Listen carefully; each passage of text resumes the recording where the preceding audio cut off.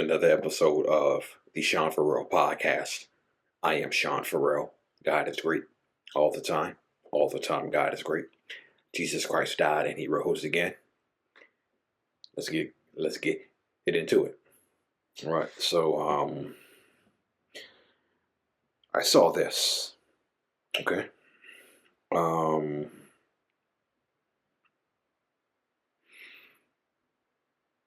Let me see. Okay. Yeah. So I saw all this. There was a woman. Um, she just calls herself Pam on X, and I saw her post. Okay, I saw her post, and it said March 2nd is a tough time for me. It was March 2nd where my husband stopped his car on the middle of the Burlington Skyway Bridge. It's not how his story was supposed to end. My heart is still broken, and there isn't a day that I don't think of him. Yeah.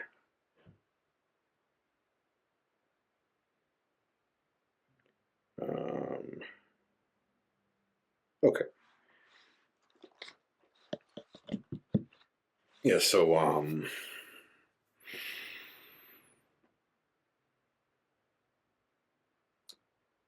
I think talking about what she went through when her husband decided to end his life by suicide. It's not an easy thing to talk about. It's still not an easy thing to talk about.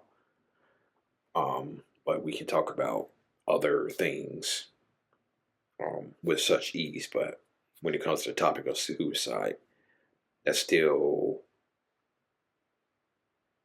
it's like a hot stove that nobody wants to touch. Okay. Suicide is kind of like a hot stove topic. Nobody wants to touch it. It's still, excuse me, it's still somewhat taboo, even in 2025 to today. Um, so,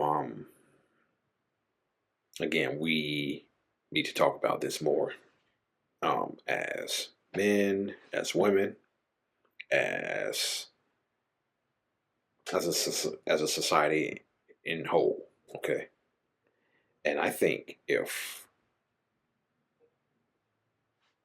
this lady can share her experiences, okay, and talk about the emotions that she went through, okay, how heartbroken he was over her husband ending his life, excuse me, by suicide. You know, what's stopping us? You know, what's stopping you from sharing your story? Okay. I can remember I was watching a TED talk, and this lady was giving a TED talk on her husband who ended his life by suicide. He has sustained a couple of head injuries. Okay, had a couple of head injuries, I believe, and she said, and she knew. She talked about the moment when she knew that she had lost her husband. Okay, um, no, her and her husband both had iPhones. Okay, and they had like the iMessage. You know, whenever you text, blue text turns blue, right? So she said something was off with her husband one particular morning. Okay, and she says she remembers texting her husband one day, and when she texted her husband, instead of the message turning blue, it turned green. That's when she knew that she had lost her husband to suicide. When she texted her husband and the text message wasn't blue but green, And so it probably wasn't easy for her to talk about um, losing her husband to suicide, but she did. Um, my friend in Nashville. Oh man, I've talked about this before. She lost her ex-husband to She lost her ex-husband to suicide, and whenever it comes up, just like this lady, who I just read, just like this lady who I read, when when the anniversary of his suicide comes up, she has trouble. She has flashbacks, traumatic flashbacks of her husband. Um, you know, losing his life to suicide, and so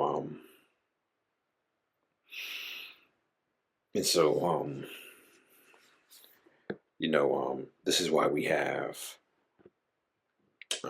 why we have suicide prevention walks. This is why we have survivors of suicide day. Um, you know, um,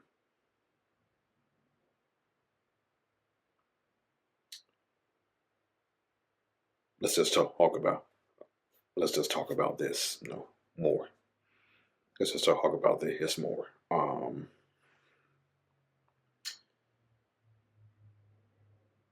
As a society, let's just talk about this more. I know it's tough, but we got to have the conversations, okay? We got to have the conversations. Something I saw. Yeah, that was something I saw on Instagram. Um, I hope I can find it. I hope I can find it.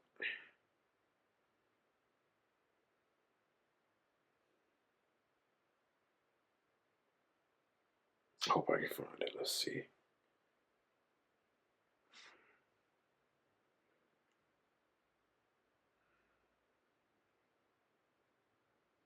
Let me see.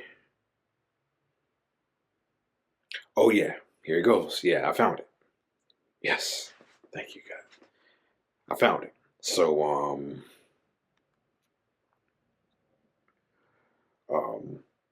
I saw this from Fight Through Mental Health, which is somebody I follow on um Instagram. Um, I saw this, and here it goes right here.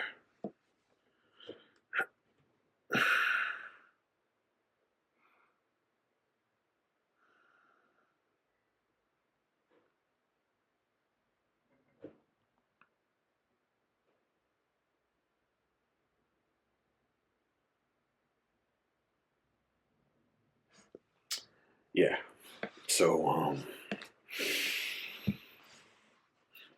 some people show signs of suicide. Some people show zero signs. Okay, and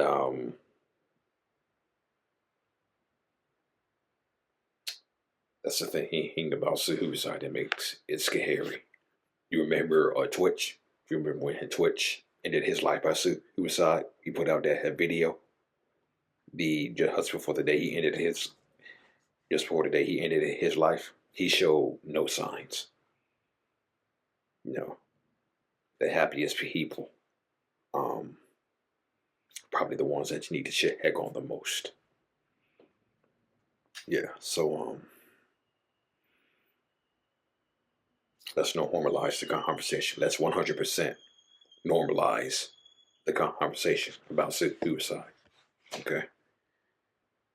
Um, let me see. Let me see.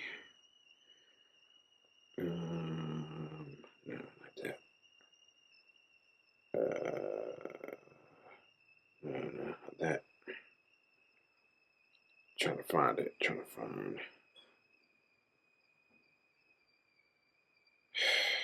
Okay.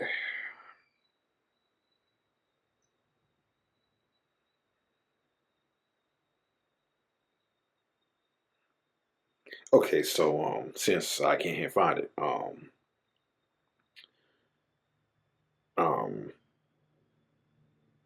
I saw a post where they said where March is self harm awareness month. Okay. Ah, here goes. Right here. Okay. All right. Yeah. So March is self harm awareness month. Okay. Um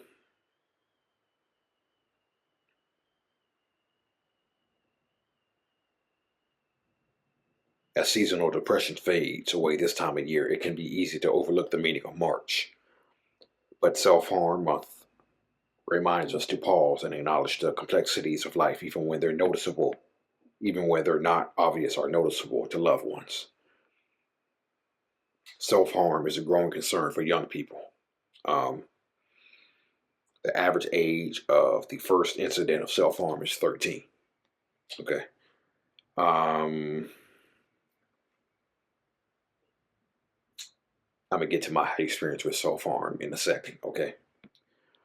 Those who engage in self harm may feel trapped by shame and fear, hesitant to seek judgment or help for fear of being labeled, hesitant to seek help for fear of being judged or labeled.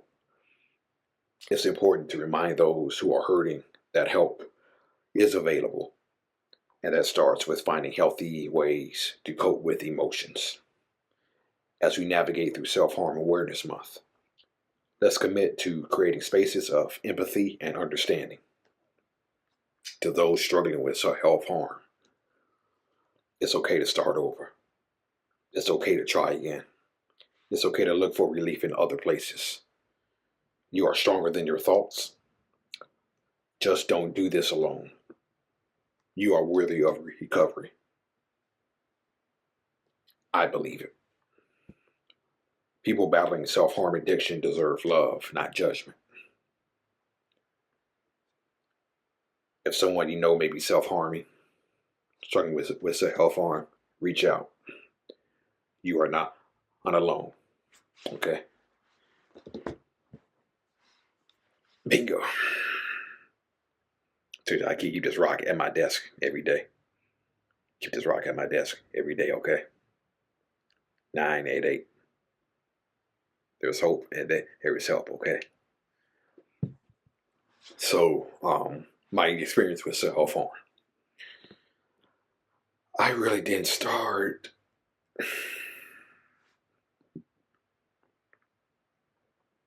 I didn't start self harming until around 2010, 2011. Yeah, yeah.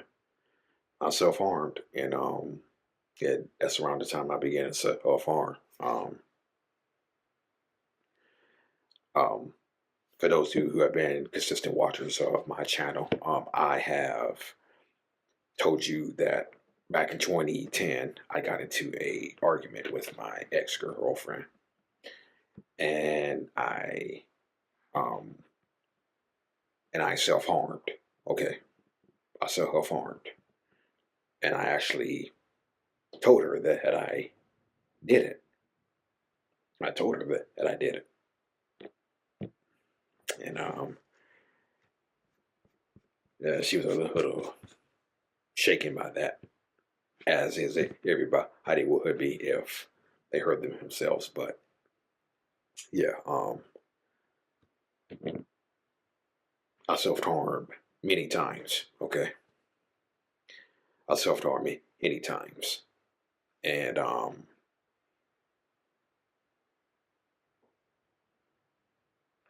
I did keep a knife under my bed for several years. Okay, keeping it real, I kept a knife under my bed for at least 3 to 4 years. Yeah, kept a knife under my bed for 3 or 4 years, and even to this day, long after the scars have faded, long after the scars have badly faded, um, I can still see him very clearly. I can still see them very, very clearly. They faded, but they are still there. They are still there. So, um,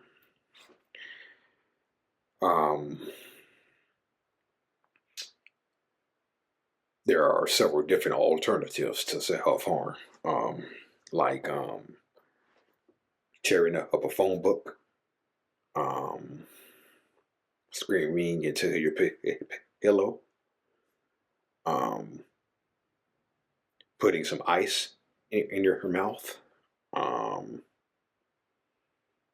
hitting a punching bag, lifting weights. Um, did I say tearing apart a phone book? Okay. Yeah, I don't think I said that. Tearing apart a phone book. Um, journaling your feelings. Taking a walk in nature. Um, taking a drive.